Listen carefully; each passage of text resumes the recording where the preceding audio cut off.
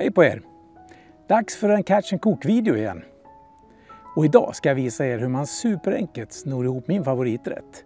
Dubbelpanerad gös med remouladsås. Vadå superenkelt kanske du tänker? Steka panerad fisk är ingen barnlek. Paneringen lossnar, det bränns fast och blir allmänt slabbigt. Och framförallt tar det en massa tid om man har många munnar att mätta. Ja, så är det ju. Precis vad jag tycker också. Och det är därför jag förenklar det hela. Häng med så får du se hur enkelt det kan vara att fixa till ett helt gäng med smaskigt gyllenbruna fiskfiléer.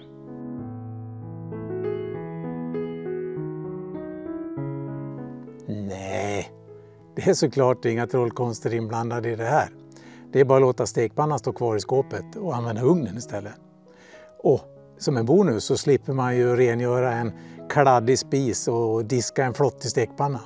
Men utöver det så kommer jag ge några fina tips på hur man får ytan ännu krispigare och får smakerna det lilla snäppet vassare. Och som en extra bonus på slutet så kommer jag fixa till en riktigt göttig remouladsås också.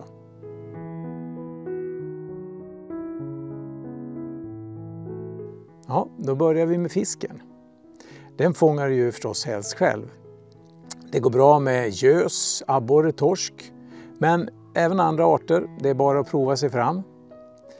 Spelar ingen roll om den är frusen eller om du har en färsk filé. Och nu råkar det vara så att jag har en påse frysta gösfiléer från ett lyckat pass i höstas. Så idag blir det gös på menyn.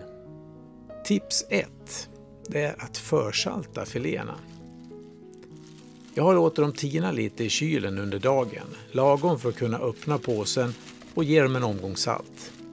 Mängd efter tycke och smak. Sen tillbaka in i kylen igen så har de tinat klart lagom till eftermiddagen nästa dag. Så, då är det dags att börja koka. Plocka fram fisken och dela filéerna i lagom stora bitar. Och torka dem sen helt torra. Förbered paneringen genom att ha upp mjöl, ägg och ströbröd i 3 skålar eller djupa tallrikar. Jag använder mig av panko-ströbröd som ger en lite krispigare yta än vanligt ströbröd. Men här kommer tips 2.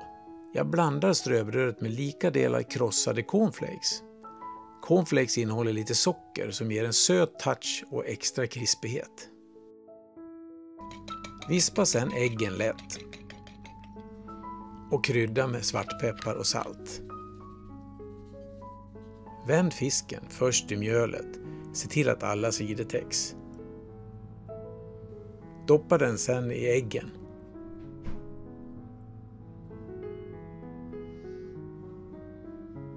Och sist i ströbrödet. Och lägg upp bitarna på en bakplåtspappersklädd plåt.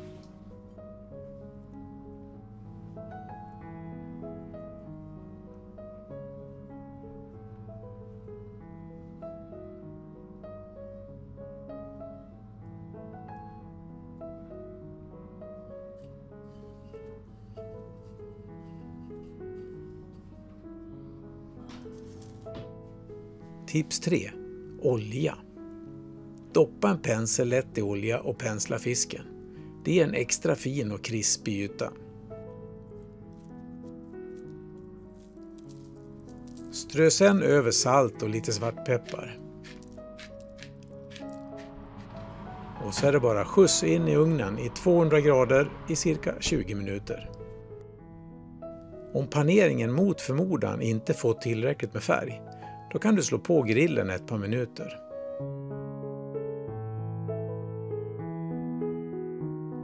Och så är det lite bonus här.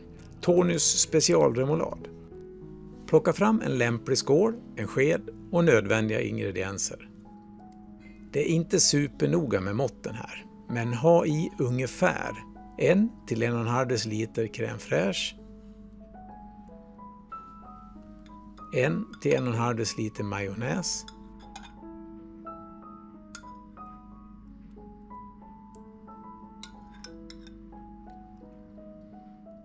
en halv deciliter bostongurka,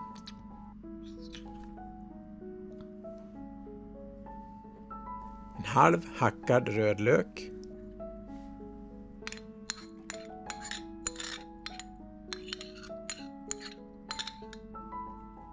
en skvätt citronjuice, en tesked curry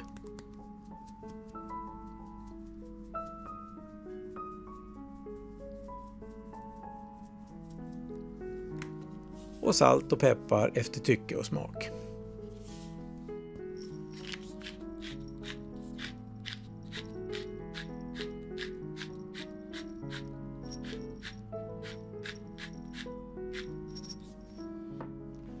Blanda samman alltihop.